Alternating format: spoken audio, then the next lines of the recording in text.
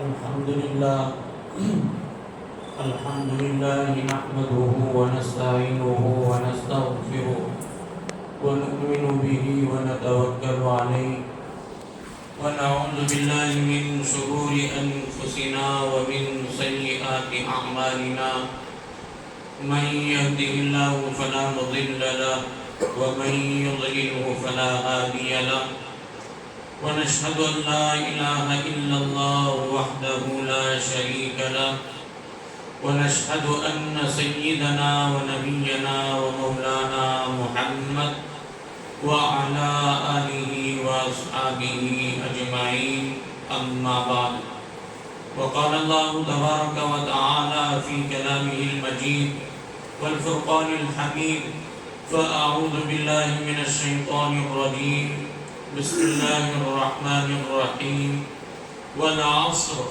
إن الإنسان لفي خسر وقال تعالى في مقام آخر قد أفلح المؤمنون الذين هم في صلاتهم خاشعون والذين هم عن اللغو معرضون صدق الله العظيم.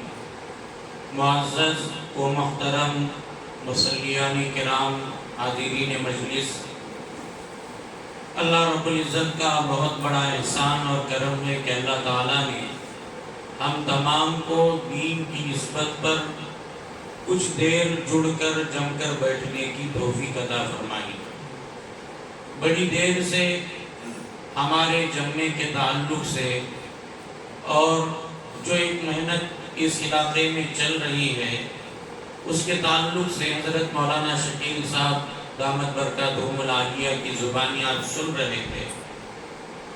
اصل بات یہ ہے کہ ہم اللہ تعالیٰ نے ہمیں ایمان کی دولت سے سرفراز فرمایا.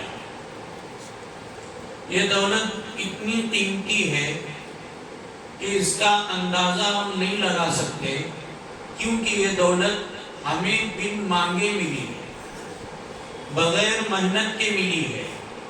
اس پر ہمیں کچھ لٹانے کی، کچھ قربان کرنے کی کبھی نہ موقع ملا ہے اور نہ کبھی ویسے حالات آئے.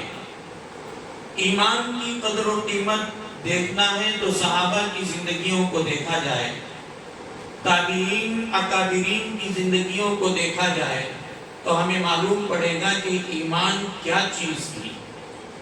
حضرات صحابہ رضوان اللہ تعالی علیہم اجمعین جس وقت نبی کریم صلی اللہ تعالی علیہ وسلم کا اولین دور تھا، اس وقت جو صحابی ایمان لے آتے وہ وقت ایسا تھا کہ ایمان لانا گویا کہ اپنے آپ کو موت کے منہ میں دینا، پورے مکہ کو اپنا دشمن بنانا، ہر طرف سے ظلم و ستم کے پہاڑ اپنے اوپر لے لینا. یہ اس وقت ایمان لانے کا اور ایمان میں داخل ہونے کا ایک مطلب سمجھا جاتا تھا. اسی لیے اس ماحول میں نبی کریم صلی اللہ تعالی علیہ وسلم نے ایک مرتبہ اعلان فرمایا کہ بھائی ابھی ہماری تعداد کم ہے، دار ارقم میں چھپ چھپ کر تعلیم ہوتی ہے، نماز بھی دار ارقم کی دیواریوں کے اندر پڑھی جاتی ہے، اس لیے ایمان لانے کے جو تقاضے ہیں اس کو ظاہر کرنے کی ابھی اجازت نہیں. ابو ذر غفاری رضی اللہ تعالیٰ عنہ ان کے حالات زندگی میں آتا ہے کہ ان کو ایمان لانے کی اتنی خوشی ہوئی کہ انہوں نے اپنے ایمان لانے کا اعلان کیا. اہل مکہ نے ان کو اتنا پیٹا، اتنا مارا کہ بے ہوش ہو گئے. پھر جب ہوش آیا پھر ایمان کا انہوں نے اعلان کیا، پھر پیٹے گئے. اس طریقے سے صحابہ کو ایمان ملتا تھا تو صحابہ یہ سمجھتے تھے کہ گویا پوری دنیا میرے قبضے میں آ گئی. ان کو اس بات پر صبر نہیں ہوتا تھا کہ میں اب اس کا اظہار کرنے سے رک جاؤں، چاہے کتنی ہی بڑی مصیبت کیوں نہ آ جائے. اتنی وہ خوش ہوتے تھے. لہذا اللہ کے نبی علیہ السلام ایک زمانے تک چھپ چھپ کر دعوت اور اسی طریقے سے تعلیم کا جو ان کا سلسلہ تھا چلتا رہا. اخیر میں حضرت عمر فاروق رضی اللہ تعالیٰ عنہ اسلام میں داخل ہونے سے پہلے اللہ کے نبی نے دعا شروع فرمائی. حضرت عمر فاروق رضی اللہ تعالیٰ عنہ واقعہ بہت لمبا چوڑا ہے، لیکن مختصر یہ کہ اللہ کے نبی علیہ السلام کو قتل کرنے کے لیے حضرت عمر فاروق نکل پڑے.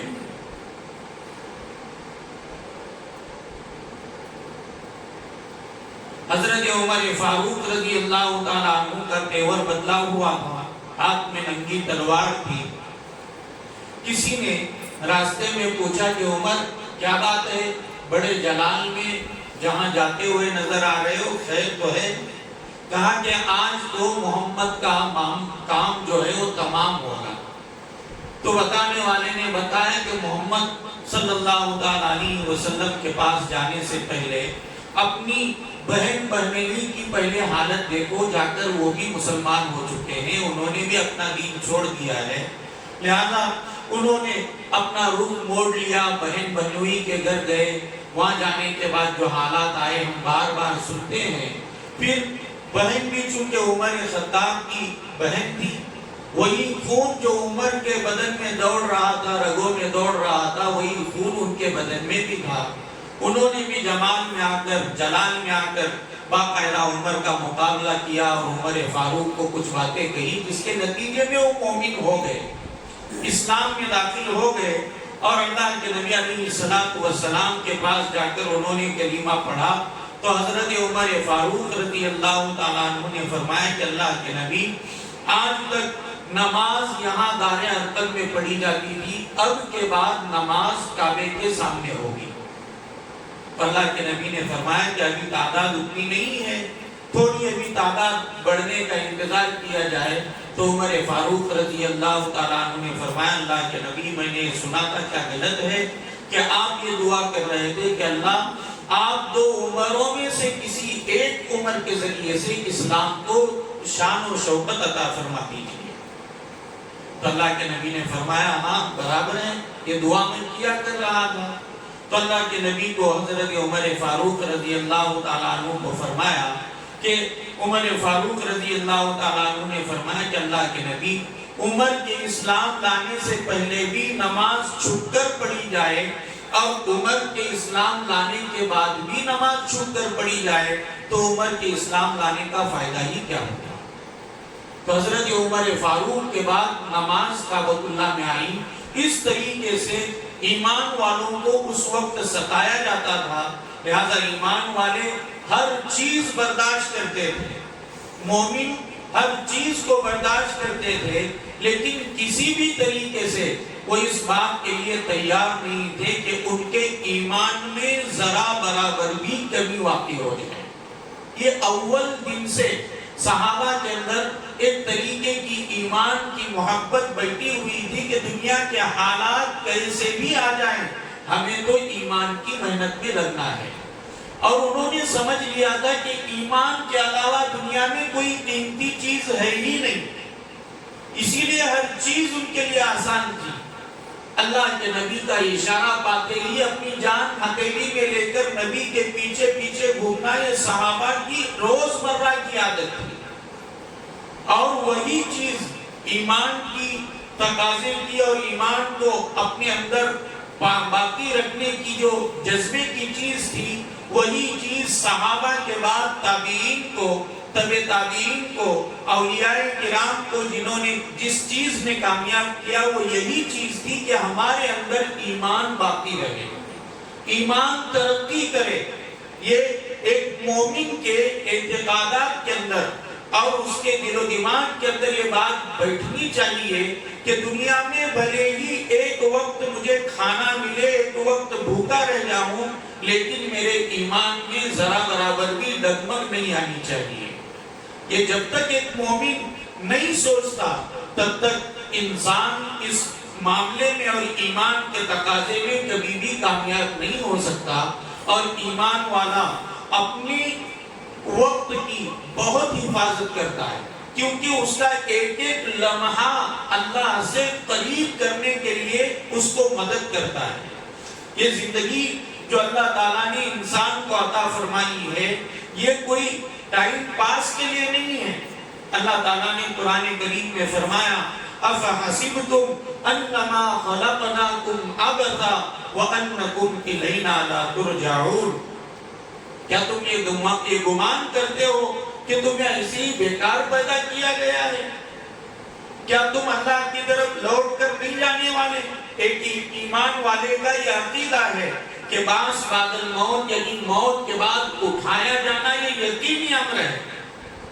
چاہے دنیا میں کہنے والے یہ کہیں کہ موت کے بعد انسان مٹی بن جائے، ریزہ ریزہ ہو جائے، جلا کر اس کو راکھ کیا جائے، پھر انسان کیسے بن سکتا ہے، انسان کیسے زندہ ہو سکتا ہے؟ لیکن قرآن کریم میں اللہ تعالیٰ نے صاف فرمایا کہ بعض بعد الموت یہ ایمان کے عقائد میں سے، لہذا انسان کو اس بات کی طرف ہمیشہ توجہ دینی چاہیے کہ اللہ تعالیٰ نے میری زندگی کا یہ لمحہ جو گزر رہا ہے اس کو ایمان کی مضبوطی کے لیے اور آخرت بنانے کے لیے مجھے عطا فرمایا۔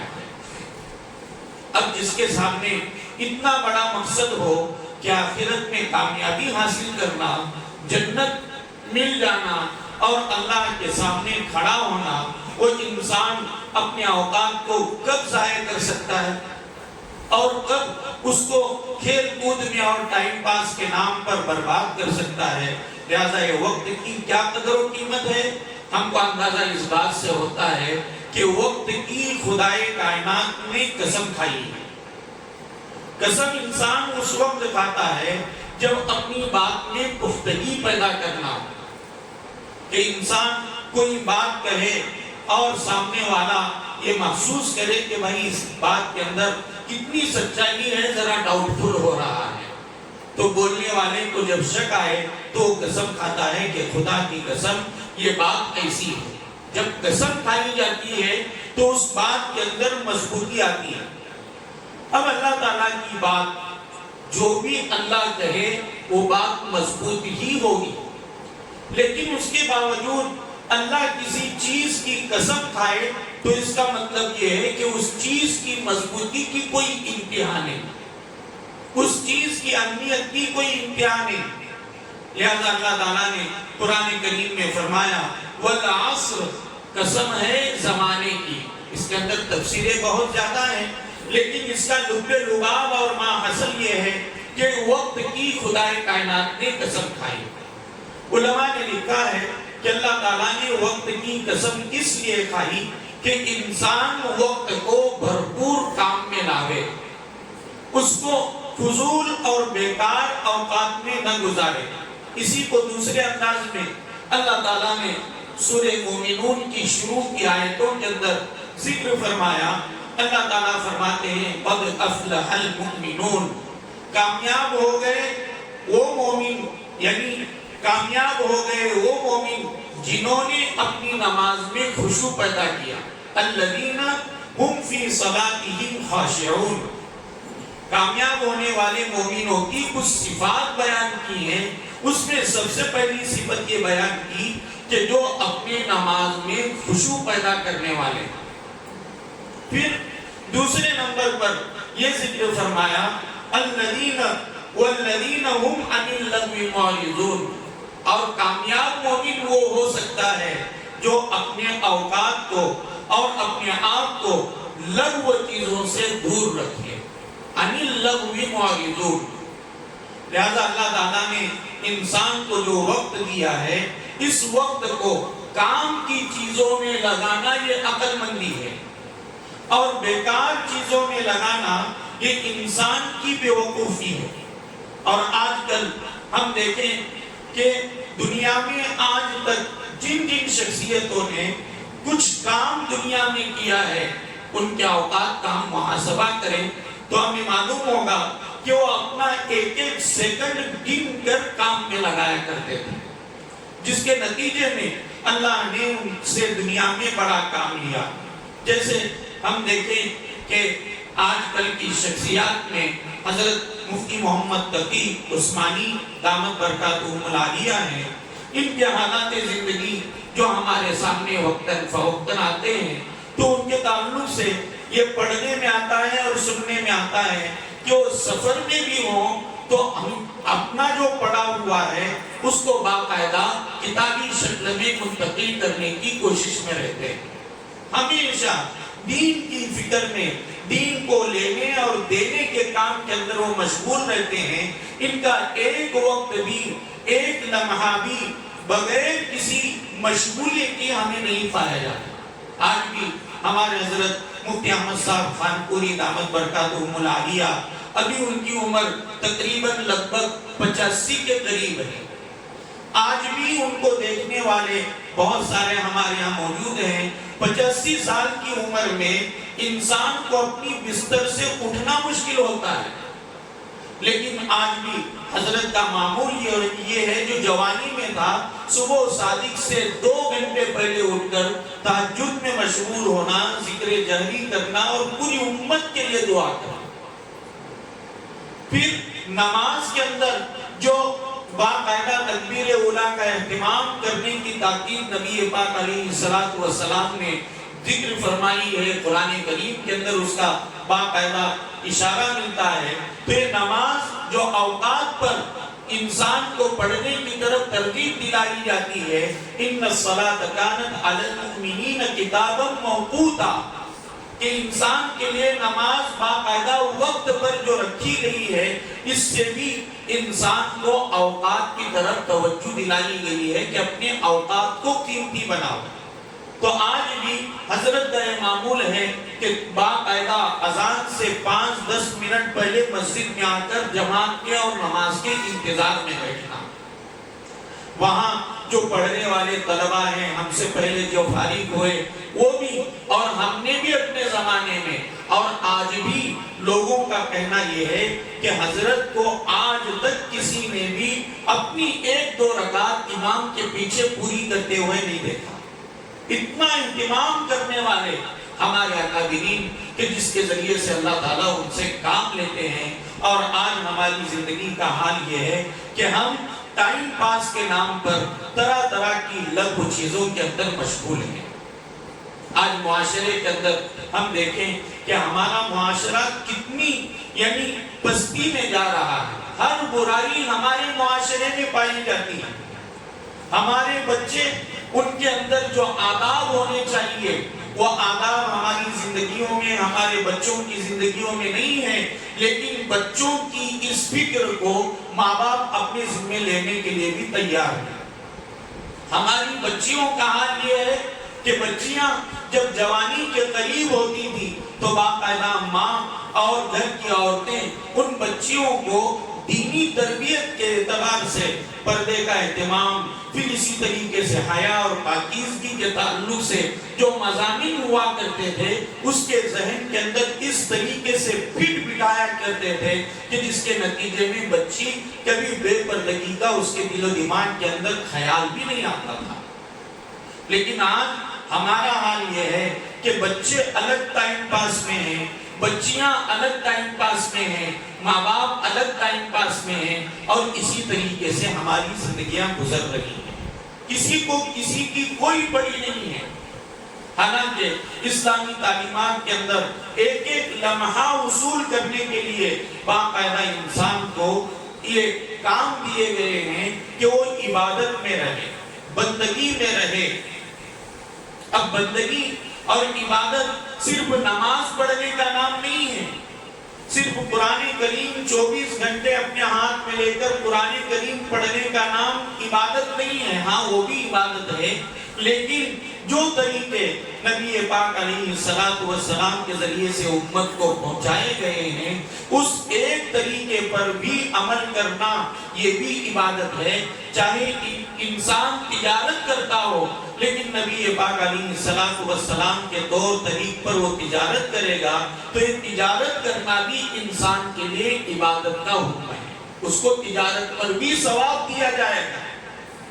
اگر اپنی بیوی بچوں کے ساتھ وقت گزار رہا ہے تو نبی نبی پاک علیہ السلام کی تعلیمات ہمیں رہنمائی فرماتی ہیں کہ وہاں رہتے ہوئے نبی پاک علیہ السلام کے طریقوں پر اپنی بیوی کے ساتھ اپنے بچوں کے ساتھ وقت گزاری کرنا یہ بھی ثواب کا حکم دیتا ہے۔ لہذا آپ کو اندازہ اس بات سے ہوگا کہ کوئی شوہر اپنی بیوی کے منہ میں لقمہ محبت سے رکھے تو اللہ تعالیٰ اس شوہر کو صدقے کا ثواب عطا فرماتے ہیں۔ اب اندازہ لگائیے کہ اللہ کے نبی علیہ السلام اور اسلامی تعلیمات کو مد نظر رکھتے ہوئے زندگی کا ایک ایک لمحہ گزارنا یہ سارا کے سارا عبادت میں شمار ہوتا ہے۔ لیکن ہمیں یہ چیزیں معلوم ہی نہیں کہ بھائی ہم تجارت کر رہے ہیں تو تجارت کرنے والا اپنے کو یہ سمجھ بیٹھا ہے کہ میں تو پکا دنیا دار ہوں۔ کوئی ملازمت کرتا ہے تو ملازمت کرنے والا یہ سمجھتا ہے کہ میں پکا دنیا دار ہوں، دین کا تصور وہ وہاں چھوڑے ہوئے۔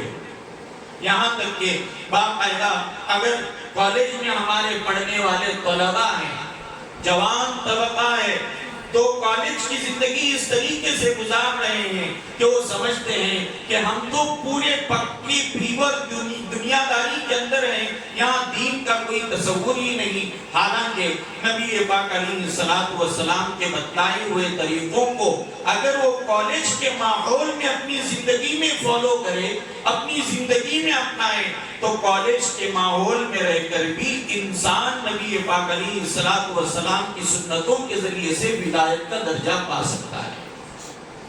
ایک قریبی ہمارے گاؤں کے ایک بزرگ ہیں، ان بزرگ نے ایک کتاب لکھی، اس کتاب کے اندر ایک واقعہ لکھا ہے۔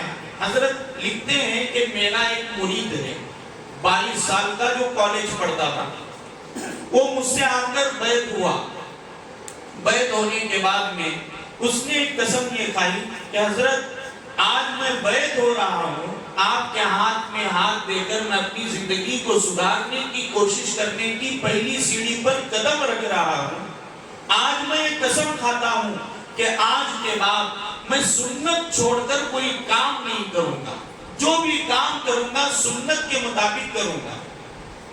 اب یہ بیعت کا معاملہ ہوا، چلا گیا، اب کالج میں پڑھتا ہے، ظاہری بات ہے کہ قدم قدم پر اس کو اس کا خیال رکھنا ہے۔ وعدہ جو کیا ہے لباس میں، رہن سہن میں، کھانے میں، اٹھنے میں، بیٹھنے میں، سونے میں، بات چیت کرنے میں، کسی سے لین دین کرنے میں، معاملات کرنے میں، ہر وقت اس کو اس بات کا خیال رکھنا ہے۔ تو ایک ایک لمحہ وہ اپنا سوچ کر گزارتا ہوگا کہ اب یہ مجھے کام کرنا ہے تو میں کس طریقے سے کروں، اللہ کے نبی کی سنت کیا ہے۔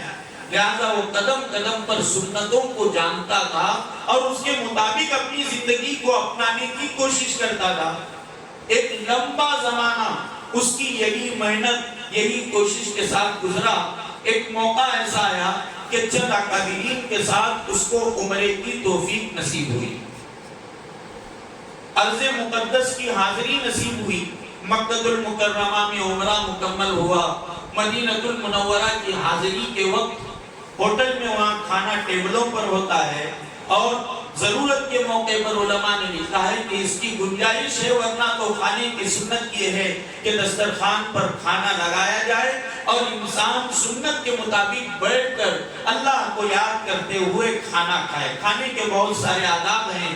کھانے کے دسترخوان پر ٹینشن کی باتیں انسان کو نہیں کرنا چاہیے، اس سے ہاضمے کے اوپر اثر پڑتا ہے۔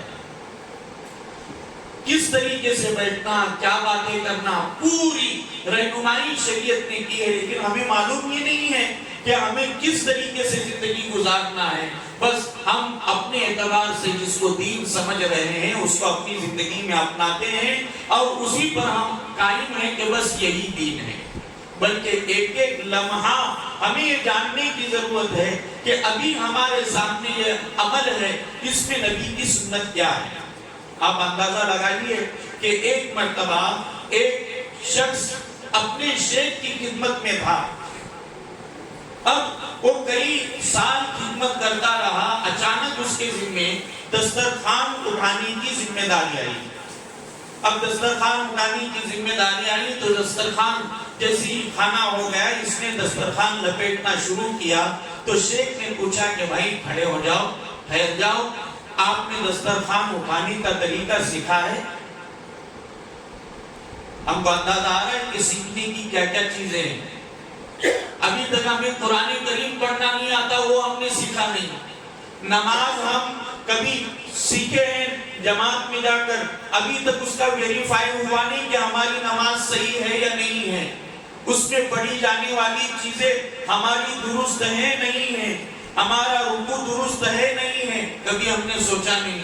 کئی ایسے بڑے بڑے مسائل ہیں کہ جن کے چھوٹنے سے نماز فاسد ہو جاتی ہے، نماز ہوتی ہی نہیں۔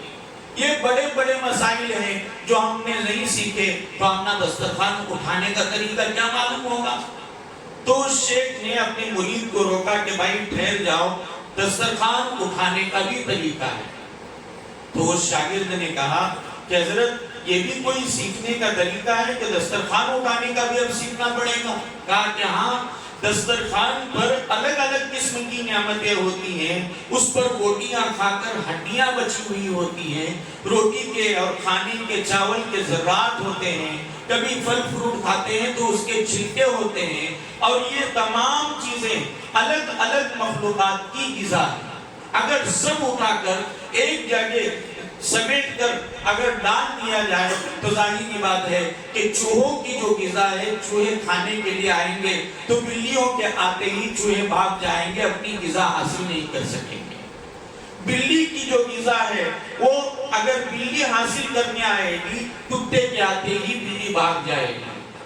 اس لیے خدا کی مخلوق کو تکلیف نہ ہو، اس لیے ہم نے اپنے دسترخوان سے ذرات روٹی کے ٹکڑے ڈالنے کے لیے ایک جگہ متعین کی ہے، اس کو اٹھا کر وہاں ڈالنا ہے۔ چھلکے کے لیے ایک جگہ متعین کی ہے، اس کو اٹھا کر وہاں ڈالنا ہے، اور ہڈیوں کے لیے ایک جگہ متعین کی ہے، اس کو وہاں ڈالنا ہے، تاکہ جس مخلوق کی غذا ہو وہ اپنی غذا اطمینان سے حاصل کر سکے۔ یہ ساری سیکھنے کی چیزیں، لہذا اگر بزرگوں کے پاس ہم جائیں تو یہ ساری چیزیں ہمیں سیکھنے کے لیے ملتی ہیں۔ تو خیر یہ باقاعدہ برابر ہمیں سیکھنے کی چیزیں ہیں کہ ہمارے لیے ہماری بیوی کے ساتھ اگر ہم زندگی گزار رہے ہیں تو اس کے منہ کے اندر اگر لقمہ ہم رکھ رہے ہیں تو وہ بھی ہمارے لیے کیا ہے؟ ثواب دیتا ہے صدقے کا۔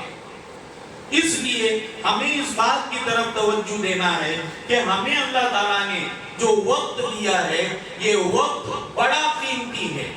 اگر ایک مرتبہ یہ وقت نکل جائے گا تو اس وقت کو ہم واپس نہیں لا سکتے۔ پوری زندگی دے کر بھی وہ وقت کا لمحہ جو گزر گیا اس کو واپس نہیں لا سکتے۔ اس لیے ہمیں اپنے اوقات کو قیمتی بنانے کے لیے اس بات کی طرف دھیان اور توجہ دینا ہے کہ ہم اپنا وقت اللہ کی یاد میں لگائیں، اللہ کے نبی کے بتائے ہوئے طریقوں پر لگائیں۔ اپنے گھر کے کام کاج ہوں، دنیا داری ہو، کالج میں رہنا ہو، تو ایک کالج میں رہنے کے زمانے میں بھی اگر ہم نبی پاک علیہ السلام کی سنتوں پر عمل کریں گے تو اس کے ذریعے سے اللہ کا قرب ہمیں ملے گا۔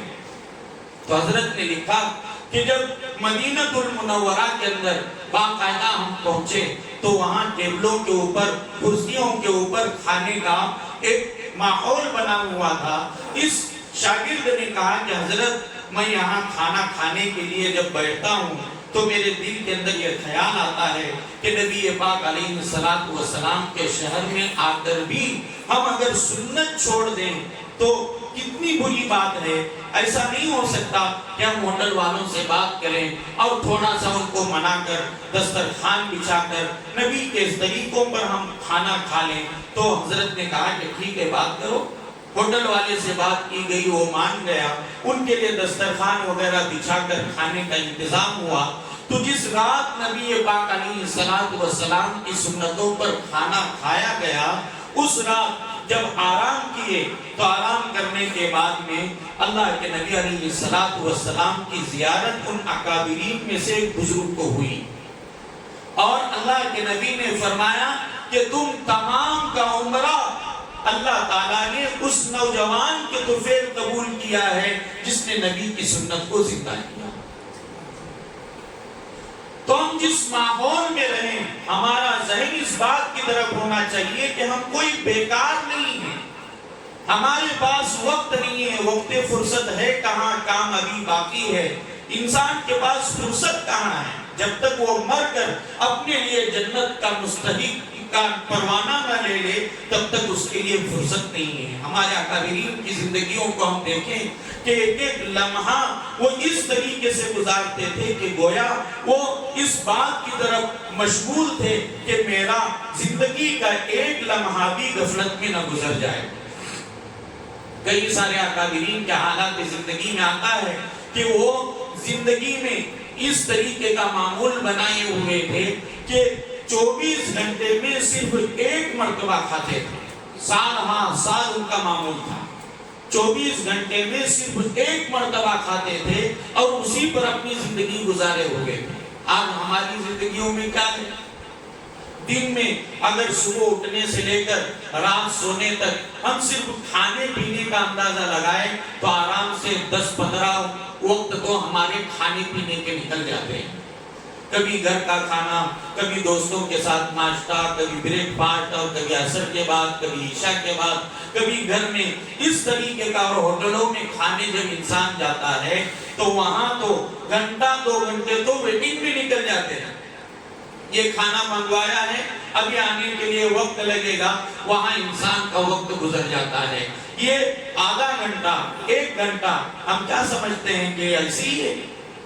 اس آدھے 1 گھنٹے میں ہم اللہ کو راضی کر کے جنت حاصل کر سکتے ہیں۔ جنت کے اندر ہم باغ لگا سکتے ہیں، جنت کے اندر درخت لگا سکتے ہیں، لیکن ہمارے نزدیک اس وقت کی قدر نہیں ہے۔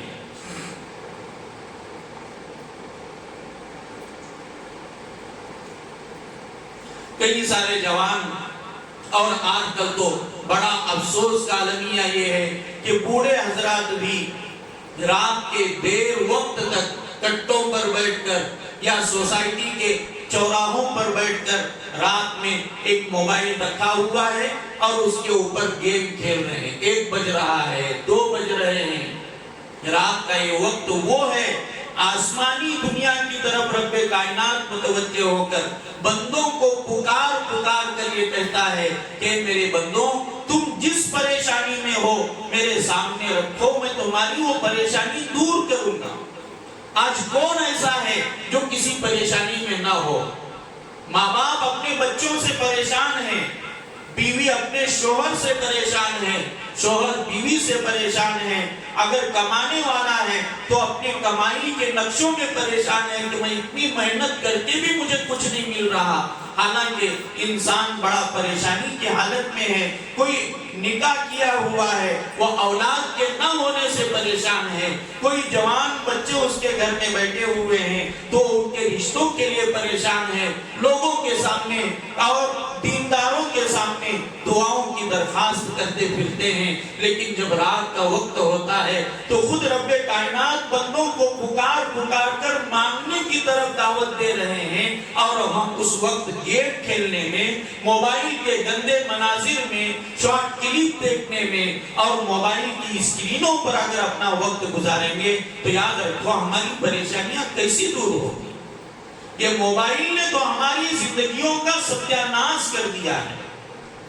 ہماری زندگی میں کوئی چیز ایسی باقی نہیں رہی جو پہلے ہمیں اللہ کا قرب دلاتی تھی۔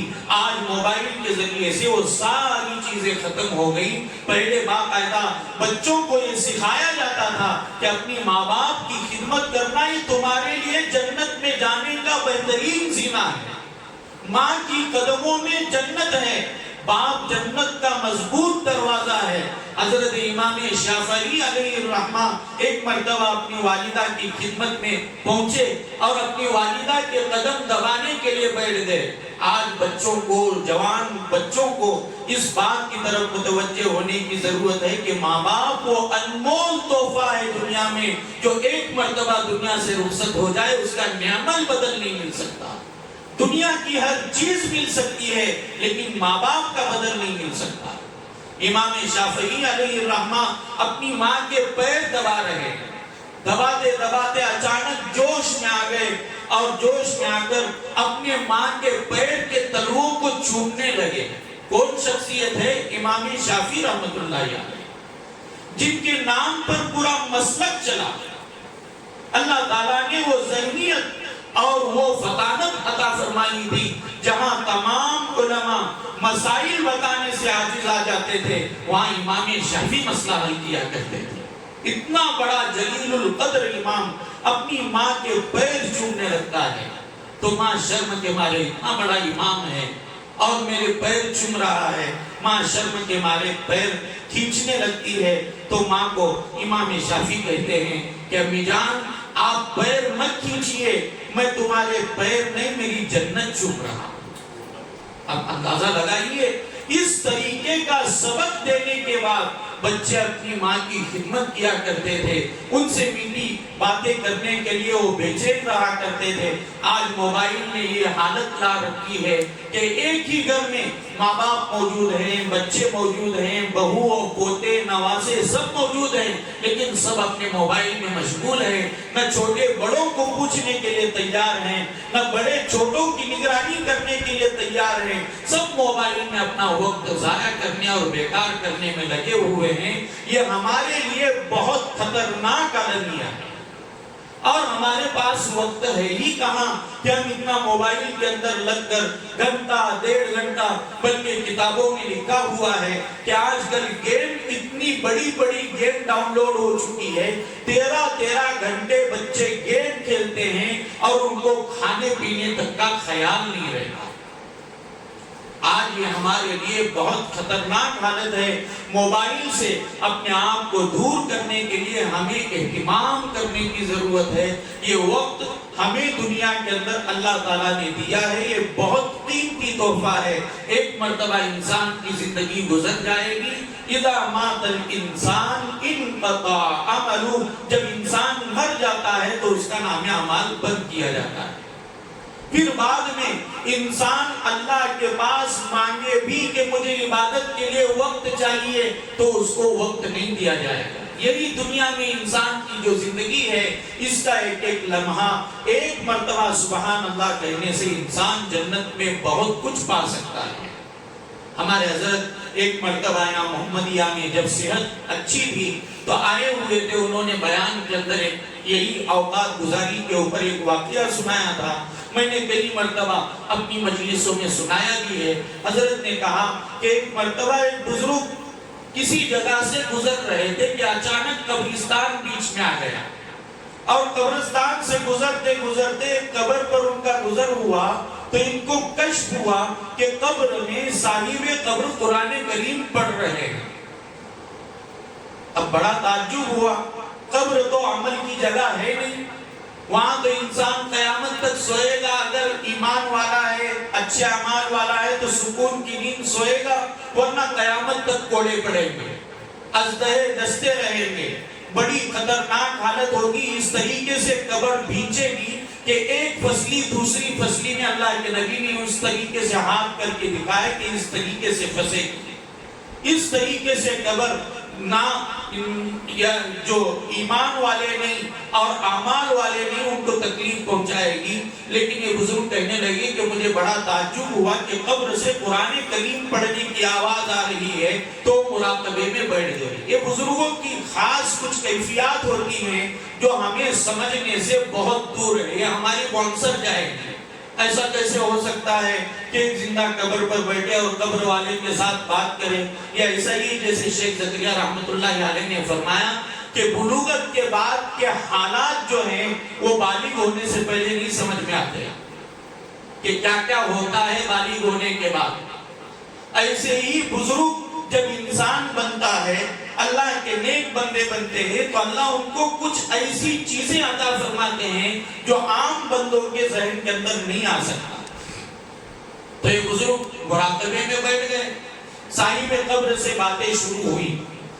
یہ بزرگ نے قبر والے سے پوچھا کہ بھائی یہ کیا بات ہے کہ میں دیکھ رہا ہوں کہ آپ قبر میں قرآن کریم پڑھ رہے ہیں؟ کہا کہ ہاں میں قرآن کریم پڑھ رہا ہوں، اس کی وجہ یہ ہے کہ جب میں مر رہا تھا تو مرتے وقت میرے دل کے اندر احساس پیدا ہوا کہ مرنے کے بعد لمبا زمانہ قبر میں سو کر گزارنا پڑے گا، میرا ٹائم پاس کیسا ہوگا؟ جیسے ہم آج سوچتے ہیں نا کہ ہم 8 گھنٹے کی ڈیوٹی کر کے آئے، رات میں ہمیں 12 بجے سونا ہے، تو یہ 8 بجے ہماری ڈیوٹی ختم ہوئی، 4 گھنٹے جو ہیں 8 سے 12 یہ کیسے گزریں گے؟ تو ہم پکچر دیکھتے، سیریل دیکھتے، موبائل پر ریل دیکھتے یا ریل بناتے، اس کے لیے کئی جنگل میں جا رہے ہیں، کئی ادھر جا رہے ہیں، کئی ادھر جا رہے ہیں۔ تو یہ ٹائم پاس کا جو ہم نے ماحول سیٹ کر رکھا ہے، اس طریقے کا ماحول انہوں نے کہا کہ میرا مشغلہ اور میرا دل کا تعلق قرآن کریم کے ساتھ تھا۔ اتنا لمبا زمانہ میں سویا پڑا رہوں، میرا ٹائم پاس کیسے ہوگا؟ تو اللہ سے میں نے کہا کہ اللہ مجھے قبر میں قرآن کریم پڑھنے کی اجازت دی جائے تاکہ میرا ٹائم پاس ہو۔ اللہ ہم سب کو ایسا ٹائم پاس عطا فرمائے۔ بہت بابرکت ٹائم پاس ہے قرآن کریم، یہ ٹائم پاس نہیں ہے بلکہ ٹائم کو قیمتی بنانے کا ایک وظیفہ ہے۔ قرآن کریم پڑھنے سے انسان کی روحانیت صاف ہوتی ہے، اللہ کا قرب ملتا ہے۔ امام احمد بن حنبل رحمۃ اللہ علیہ کو امام احمد بن حنبل رحمۃ اللہ علیہ نے اللہ کی زیارت کی تو باقاعدہ انہوں نے اللہ سے پوچھا کہ اللہ آپ کا قرب کس چیز میں ملتا ہے؟ تو اللہ تعالیٰ نے کہا قرآن کریم میں۔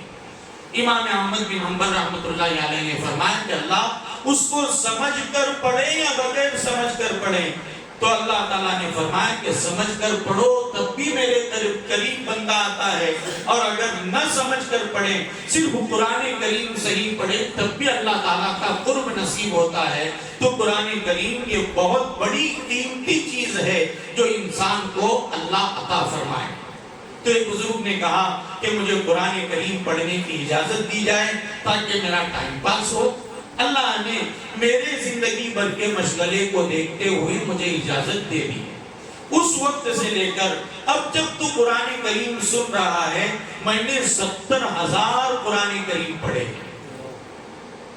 اور یہ بھی یاد رکھو کہ جو دین کی حفاظت کرتے ہیں، جن کی نگاہوں میں آخرت کی قدر و قیمت ہوتی ہے، وہ اپنے نیک اعمال کا اکاؤنٹ بناتے ہیں، اس کی کاؤنٹنگ کرتے ہیں کہ میں نے آج اتنی نفل پڑھی، فرض تو پڑھنا ہی ہے، اس کو کاؤنٹ کرنے کی ضرورت نہیں ہے۔ باقی جو نوافل اعمال ہیں، قرآن کریم پڑھے تو میں نے اتنے پڑھے۔ جیسے ایک بزرگ کا انتقال ہو رہا تھا تو ان کی بہن بیٹھ کر بازو میں رونے لگی کہ اب انتقال کا وقت قریب ہے۔ تو بزرگ نے کہا کہ بہن رونے کی ضرورت نہیں ہے، میں نے میرے گھر کی اس کھڑکی پر 12,000 قرآن کریم مکمل کیے۔ اب اندازہ لگتا ہے کہ ہمارے اکابرین اپنا کیا ہوا عمل کاؤنٹ کرتے تھے کہ میں نے اتنی مرتبہ سبحان اللہ پڑھا، اتنا قرآن پڑھا، اتنی نوافل پڑھی۔ حضرت صدیق باندھوی رحمۃ اللہ علیہ، قاری صدیق باندھوی رحمۃ اللہ علیہ، ان کے انتقال کے بعد کسی نے دیکھا کہ ان کے کرتے میں سے ایک چٹھی نکلی۔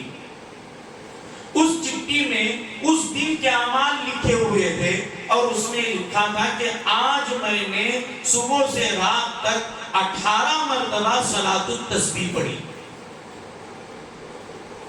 آپ کو سمجھ میں آ رہا ہے؟ صلاۃ التسبیح پڑھنا ایک فاشٹ پڑھنے والا ہو، حافظ ہو، عالم ہو، جو بار بار پڑھتا ہے تو کم سے کم 15-20 منٹ اس کو لگتے ہیں، اور ہمارے تمہارے جیسا پڑھا تو آدھا پاؤں گھنٹہ تو آرام سے جاتا ہے۔ 18 مرتبہ پڑھنے میں کتنا وقت لگا ہوگا، لیکن انہوں نے باقاعدہ کاؤنٹ کیا۔ تو آج ہم بیٹھے ہوئے ہیں، ہم میں سے کوئی ایسا شخص ہو کہ روزانہ میں نفل اتنی پڑھتا ہوں، قرآن میں نے اتنے آج تک پڑھے ہیں، سبحان اللہ میں نے پڑھا، میں نے الحمدللہ پڑھا، میں نے لا الہ الا اللہ پڑھا، میرے پاس اکاؤنٹ بنا ہوا ہے۔ آج ہم میں سے کوئی نہیں ہے۔ کیوں؟ اس لیے کہ ہماری نگاہوں میں آخرت کی قدر و قیمت نہیں، دنیا کی قدر و قیمت ہے۔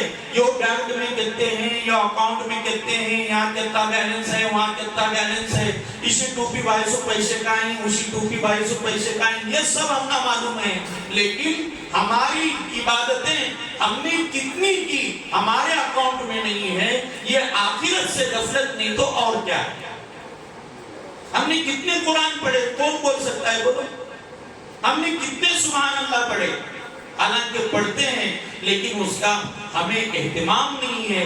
آج ہم اس بات کو اپنے پلو سے باندھ لیں کہ آج کے بعد جتنی ہم عبادتیں کریں گے، فرض تو ہے وہ تو پڑھنا ہی ہے، لیکن جو نفل ہم پڑھتے ہیں اس نفل کو ہم باقاعدہ کاؤنٹ کر کے رکھیں، اس کو اپنی ایک کاپی بنائیں کہ آج سے میرے روزانہ کے یہ معمولات ہیں۔ سبحان اللہ میں اتنی مرتبہ پڑھوں گا، الحمدللہ اتنی مرتبہ پڑھوں گا، درود شریف اتنی مرتبہ پڑھوں گا، میں قرآن کریم روز کا 100 پاؤ پارا پڑھتا ہوں تو آج اتنا پاؤ پارا ہوا، قرآن میرا 4 مہینے میں ختم ہوا، اتنے قرآن ہوئے۔ اس طریقے کا ہم اکاؤنٹ بنائیں گے تو اللہ مزید ترقی کی ہمیں توفیق عطا فرمائیں گے، ہمارا اکاؤنٹ دن بدن بڑھتا چلا جائے گا۔ تو اس بزرگ نے کہا کہ میں نے آج تک 70,000 قرآن کریم پڑھے۔ تو جو بزرگ اوپر زندہ بیٹھے تھے انہوں نے کہا 70,000 اتنے قرآن؟ کہا ہاں اتنے قرآن میں نے پڑھے ہیں، لیکن آگے میری بات سن، یہ 70,000 قرآن تو لے لے اور تیرا ایک سبحان اللہ مجھے دے دے۔ قرآن آپ کو بولا دیکھ میرے پاس 1 کروڑ ہے، وہ تو لے اور تیرے پاس 100 روپے ہیں مجھے دے۔ کتنے جنے لائن لگائیں گے؟ ایسا ہی ہے نا؟ تو 70,000 قرآن پڑھنے کتنا وقت لگا ہوگا اور ایک سبحان اللہ پڑھنے کتنا وقت لگتے بولو؟ 1 سیکنڈ میں ہم سبحان اللہ بول سکتے ہیں۔ تو بزرگ نے ہمارے عمل کی حیثیت ہمیں جتا کر دی ہے کہ انہوں نے کہا کہ 70,000 تو لے لے اور تیرا ایک سبحان اللہ مجھے دے دے۔ تو اس بزرگ کو تعجب ہوا کہ بھائی ایسی کیسی تجارت کہ 70,000 قرآن تم مجھے دے رہے ہو اور ایک سبحان اللہ لے رہے ہو، اس کی کیا وجہ ہے؟ تو انہوں نے کہا صاحب قبر نے کہ بھائی میں جو قرآن کریم پڑھ رہا ہوں یہ ٹائم پاس کے لیے ہے، اس پر ثواب نہیں ہے، اور تو جو سبحان اللہ پڑھتا ہے اس پر جنت میں درخت لگتا ہے، وہ کام کا ہے، اس کے اندر وزن ہے، اس میں انرجی ہے، اس میں پاور ہے، اس لیے تیرا سبحان اللہ مجھے کام آ سکتا ہے، لیکن میرے 70,000 قرآن کے وجہ سے کوئی درجات کی بلندی نہیں۔ ایسے ہی ہمیں اللہ تعالیٰ نے جو زندگی کے موقع عطا فرمائے ہیں اس کو قیمتی سمجھیں، اس کو ضائع نہ کریں، موبائل کی اسکرینوں پر اپنا وقت بیکار نہ دھلائیں، بلکہ اپنے اولاد کی تربیت پر، اپنی بیوی کو دین سکھانے پر، اپنے گھر میں دین کا ماحول پیدا کرنے پر، خود اپنے آپ کو قرآن کریم پڑھنے کے لیے کسی حافظ اور عالم کے تابع کرنے پر، اپنی تجارت کو صحیح رخ پر لانے پر، اپنی کمائی کے طریقوں کو صحیح کرنے پر ہم دھیان دے کر اس میں وقت گزاریں گے تو ہمارا یہ وقت ہمیں دنیا میں بھی کامیاب کرے گا اور آخرت میں بھی کامیاب کرے گا۔ اگر اس وقت کو بیکار سمجھ کر ہم اسی طریقے سے موبائل میں لگے رہیں، دوستوں کی مجلسوں میں لگے رہیں، سیر سپاٹوں میں لگے رہیں، اپنی اولاد کی طرف دھیان نہ دیا، اپنے گھر کے ماحول کی طرف دھیان نہ دیا، اپنے اندر دین لانے کی طرف دھیان نہ دیا، تو یاد رکھو کہ قیامت کے دن خون کے آنسو رو کر بھی اس کی تلافی نہیں ہو سکتی۔ اس لیے اللہ نے جو وقت دیا ہے اس کی قدر کریں، اللہ ہمیں صحیح سمجھ کی توفیق عطا فرمائے۔ غفلت بھری آج تک جو ہم نے زندگی گزاری ہے اللہ اس کو معاف فرمائے، آئندہ کی زندگی اللہ کی یاد میں، اللہ کو راضی کرنے والے طریقوں میں گزارنے کی ہمیں توفیق عطا فرمائے، اور وقت کی صحیح قدردانی کر کے اس کو صحیح وصول کرنے کی اللہ ہمیں توفیق عطا فرمائے۔ وما علینا الا البلاغ۔ ماشاءاللہ بہت ہی اہم اور قیمتی باتیں ہمارے سامنے آئی ہوئی ہیں۔ اللہ تعالیٰ ہم سب کو ان باتوں پر عمل کرنے کی توفیق عطا فرمائے۔ اب سبھی حضرات جانتے ہیں کہ اصلاحی پروگرام ایک مقصد کے تحت لے جا رہے ہیں کہ آئے دن ہماری بچیاں مرتد ہو رہی ہیں اور ہمارے بچے بھی جو ہے نشے کے عادی بن رہے ہیں، تو اس کی فکر کی جا رہی ہے کہ کس طرح سے ہمارے بچے نیک بنے، ہماری بچیاں نیک بنے، اس کے لیے کیا کیا جائے۔ تو یہ پروگرامات بھی لے جا رہے ہیں اور اس کے بعد باقاعدہ مستورات کے لڑکیوں کے مکتب بھی قائم کیے جائیں گے کیونکہ جب تک بچپن ہی سے تربیت نہیں ہوگی تب تک وہ اپنی ایمان کی حفاظت نہیں کر سکتے. اس لیے بچپن ہی سے اگر اس کی صحیح تربیت ہوگی تب جا کر وہ اپنا ایمان بچا سکتی ہے. اس لیے ہمارے حضرت مفتی احمد صاحب خانپوری دامت برکاتہ العالیہ وہ فرماتے ہیں کہ مکتب کی تعلیم فرض عین ہے. مدرسوں کی جامعات کی تعلیم ہو تو فرض کفایہ ہے. ہر ایک کو مولانا بننا ضروری نہیں ہے, ہر ایک کو حافظ قاری بننا ضروری نہیں ہے, لیکن ہر ایک کو اتنا دین سیکھنا کہ بھائی وہ دین پر چل سکے, حلال حرام کی تمیز وہ اپنی ایمان کی حفاظت کر سکے, یہ ضروری ہے. اس لیے اپنے بچوں کو مکتبوں میں بھیجا کریں. مولانا سلمان صاحب بجنوری دامت برکاتہ العالیہ بہت بڑی ہستی ہے. ابھی مرحوم مولانا ذوالفقار صاحب انتقال کر گئے, اللہ نے بہت کام لیا, کہ ہزاروں کے مرید ہیں, خلیفہ ہیں, تو انہوں نے کہا کہ آپ ان سے رجوع ہو جائیے. مولانا سلمان صاحب بجنوری جو دارالعلوم دیوبند کے بڑے استاد مانے جاتے ہیں, انہوں نے کہا کہ ہمارا بچہ اسکول سے آنے کے بعد ہم اپنے بچے کا جائزہ لیں کہ اس کا ایمان باقی ہے یا نہیں, وہ اللہ ہی کو مان رہا ہے کہ کسی اور کو مان رہا ہے. روزانہ جو ماحول ہو چکا ہے اسکول کا, نظام تعلیمات کا جو نظام بنا ہوا ہے, اس میں ایمان کو چھینا جا رہا ہے. اس کو پوچھو تیرا اللہ کون ہے, بچے کا جائزہ لو. اتنے برے حالات سے ہم گزر رہے ہیں, تو ایسے وقت میں بھی مکتب کی تعلیم فرض عین ہے. تو انشاءاللہ جلد ہی مستورات کے مکاتب بھی قائم کیے جائیں گے. آپ اس کا بھرپور ساتھ دیں اور اپنے بچوں بچیوں کو بھیجنے کی فکر کریں. کل بھی ماشاءاللہ مولانا کی جو بات تھی مستورات میں بہت ہی اہم بات تھی. تو گناہوں سے انسان کس طرح بچے, پہلے اس کی آنکھوں کا ہے کہ اس کی حفاظت ہو جائے گی تو بڑے گناہ سے وہ بچ سکتا ہے. اور آج ہماری بچیاں ایسی ہیں, وہ سمجھ رہی ہے کہ ہم مردوں کو دیکھیں تو چلے, مرد حضرات ہمیں نہ دیکھیں. حالانکہ اس کے لیے بھی ضروری ہے کہ وہ پردہ کرے.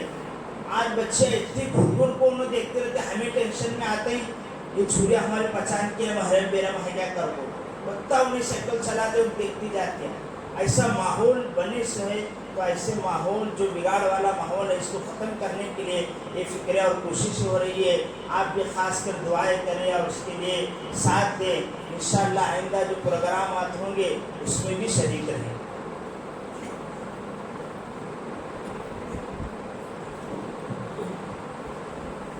ایک اعلان یہ بھی ہے کہ الحمدللہ مستورات کے مکاتب کے تعلق سے اعلانات ہو رہے ہیں اور جلد ہی انشاءاللہ اس کا نظام بھی بن جائے گا. تو ہم اس بات کی طرف دھیان اور توجہ دیں کہ ہمارے بچے اور چھوٹی بچیاں یہ مکتب میں جا کر الحمدللہ دین کی تعلیم ضرور حاصل کریں. 100% ہمارے بچے مکاتب میں جڑنے چاہیے. اور دوسرا, جب مستورات کا خواتین کا مکتب شروع ہوگا تو بھی ہماری گھر کی مستورات اس میں اپنے کام کاج آگے پیچھے کر کے ضرور پہنچیں گی. اس کا ہم خیال رکھیں. یہ تو ہوگا, لیکن ہمارا کیا؟ ہم اپنے بچوں کو بھیج رہے ہیں, بچیوں کو بھیج رہے ہیں, لیکن بہت سارے مرد کام کرنے والے ہمارے جوان ساتھی ایسے ہیں دین کے کام میں سر فہرست ہیں, لیکن اللہ معاف کرے قرآن کریم پڑھنا نہیں آتا. قرآن کریم نہیں پڑھنا آتا تو یہ آپ نارمل نہ سمجھیں کہ نہیں پڑھنے آیا تو چلتا ٹھیک ہے, میں نماز تو پڑھتا ہوں, دین کا کام تو کرتا ہوں, محلے کا ذمہ دار ہوں, میں عالم ہوں, میں فلاں ہوں, میں ایسا ہوں, میں ویسا ہوں. یاد رکھو قرآن کریم ایسا جھگڑنے والا جھگڑالو شفیع ہے کہ اگر کسی نے اس کا حق ادا کیا تو قبر میں اللہ سے لڑ جھگڑ کر اس سے عذاب کو دور کرے گا, اور اگر کسی نے اس کا حق ادا نہیں کیا تو اللہ سے زبردستی کھینچ کر عذاب لے گا, اور وہ قبر میں اس پر مسلط کیے بغیر اس کو چین نہیں آئے گا. اور اللہ کے سامنے ہمارا یہ عذر نہیں چلے گا یا اللہ یہ جو مجالس چلنے لگے تھے ابھی بڈھے ہوئے بعد میں چالو ہوئے, بڈھے ہوئے بعد میں ہمیں کیا سیکھنے کا, یہ ہمارا عذر نہیں چلے گا. قرآن کریم سیکھنے کی کوئی عمر نہیں. بچے ہیں تو سیکھ سکتے ہیں, کام کاج کو لگنے سے پہلے سیکھ سکتے ہیں، شادی سے پہلے سیکھ سکتے ہیں، ایسا کوئی نہیں ہے۔ مرنے سے پہلے اس کو قرآن کریم سیکھنے کی کوشش میں لگنا یہ ضروری ہے۔ ہمارے بس میں جتنا ہے ہم قرآن کریم سیکھنے کے لیے ضرور کوشش کریں، اور قرآن کریم سیکھتے وقت اگر ہم یہ سمجھتے ہیں کہ ہماری زبان موٹی ہو چکی ہے، تجوید سے صحیح قرآن پڑھنے ہمیں ابھی کیسا جمے گا، تو یاد رکھو ہم کوشش کر رہے ہیں، قرآن کریم پڑھ رہے ہیں۔ اللہ کو ہماری ادا اتنی پیاری ہے، اتنی پسندیدہ ہے کہ ہم اگر محنت کر کے کوشش کر کے ہماری زبان سے غلط بھی نکل رہا ہے تو فرشتے ہماری اس پڑھائی کو درست کر کے اللہ کے دربار میں پیش کریں۔ اس لیے اس محنت میں لگنا ضروری ہے۔ الحمدللہ اس کے تعلق سے ہم خود اس کی فکر میں رہیں کہ ہم یہ کہیں کہ بھائی تم مستورات کا سوچ رہے ہو، بچوں کا اور بچیوں کا سوچ رہے ہو، ہمارا کیا؟ تمہاری طرف سے سوال آنا چاہیے۔ حالات جب اتنے ناگفتہ ہو رہے ہیں تو سب کا سن کر ہم ہماری فکر میں نہیں، تو کیا ہم نہ سیکھنے کی، قرآن سیکھنے کی، دین سیکھنے کی ضرورت نہیں؟ اس کا کوئی نظام ہونا چاہیے یا نہیں ہونا چاہیے؟ بتائیے، ہونا چاہیے۔ تو اس لیے ہم اپنے اپنے مسجد میں ائمہ سے مل کر باقاعدہ قرآن کریم سیکھنے کا اہتمام کریں، دینی مسائل حاصل کرنے کا اہتمام کریں، اور باقاعدہ ہم تھوڑا کیوں نہ ہو، آدھا گھنٹہ ہی کیوں نہ ہو، قرآن کریم سیکھنے کے لیے، دین سیکھنے کے لیے ہم اپنا وقت ضرور نکالیں۔ تب تک ہماری زندگیوں میں کوئی اچھا خاصا انقلاب پیدا نہیں ہو سکتا۔ اللہ ہمیں سمجھ کی توفیق عطا فرمائے۔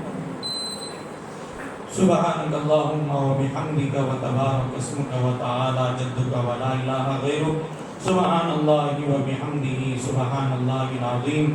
اللہم صلی علی سیدنا و مولانا محمد وعلی آل سیدنا و مولانا محمد، کلما ذکرہ الذاکرون و کلما غفل عن ذکرہ الغافلون، ربنا آتنا فی الدنیا حسنہ وفی الآخرۃ حسنہ وقنا عذاب النار۔ اے اللہ، ہم سب گنہگار بندے تیرے دربار میں حاضر ہیں، ہمارے گناہوں کو معاف فرما، ہماری لغزشوں کو معاف فرما، ہماری کمی کوتاہیوں کو معاف فرما۔ اے اللہ، آج تک ہم نے غفلت کی بہت اے اللہ زندگی گزار کر تجھے ناراض کیا ہے، آئندہ کی زندگی تیرے مرضیات کے مطابق گزارنا آسان فرما۔ اے رب کریم، مسلم معاشرے میں جو برائیاں جڑ پکڑ چکی ہیں، یا اللہ ان کو ختم فرما کر اچھائیوں سے مسلم معاشرے کو آراستہ فرما دے۔ یا اللہ، ہمیں دین سیکھنے کی طرف، قرآن کریم کی تعلیمات کی طرف مائل فرما دے۔ یا اللہ، ہمارے ہر گھر میں ہر فرد کی زندگی میں قرآن کریم کی تعلیمات کو زندہ فرما۔ یا اللہ، ہمارے بچوں کی، بچیوں کی حفاظت فرما۔ یا اللہ، ہمارے بچوں کو نشے کی ہر چیز سے محفوظ فرما۔ یا اللہ، ہماری بہن بیٹیوں کی، ماں بہنوں کی عزت آبرو کی حفاظت فرما۔ یا اللہ، اسلامی دشمن ہمارے بچوں اور بچیوں کو چاروں طرف سے گھیرے ہوئے ہیں، یا اللہ ان کو نشانے پر لگائے ہوئے ہیں۔ یا اللہ، ہمارے بچوں بچیوں کی حفاظت فرما لے۔ یا اللہ، ان کی زندگی کو تیرے دین کی خدمت کے لیے قبول فرما لے۔ یا اللہ، تیری حفاظت عطا فرما۔ رب کریم، اپنے گھروں کو دیندارانہ ماحول میں تبدیل کرنے کی توفیق و سعادت عطا فرما۔ یا اللہ، یہ جو محنت شروع ہے، اس محنت کو اس علاقے کے لیے، پورے میرج کے لیے اور پورے عالم کے لیے کارگر ثابت فرما دے۔ یا اللہ، ہم کام کرنے والے کمزور ہیں، یا اللہ تو کام لینے والا بڑا زبردست ہے، تیرے خزانے میں کسی چیز کی کمی نہیں ہے۔ مولا، ہر طرف سے گمراہی کو ختم فرما کر ہدایت کو عام فرما دے۔ یا اللہ، تیرے حبیب علیہ الصلوۃ والسلام نے جو خیر اور بھلائی تجھ سے چاہی، مانگی یا بتلائی، ہمیں اور پوری امت کو عطا فرما۔ جن شرور اور برائی کی چیزوں سے پناہ چاہی، مانگی یا بتلائی، ہماری اور پوری امت کی مکمل حفاظت فرما۔ جزا اللہ عنا محمد ما هو اهله صلی اللہ تعالی علیہ وسلم۔ سبحان ربک رب العزۃ عما یصفون وسلام علی المرسلین والحمد للہ رب العالمین۔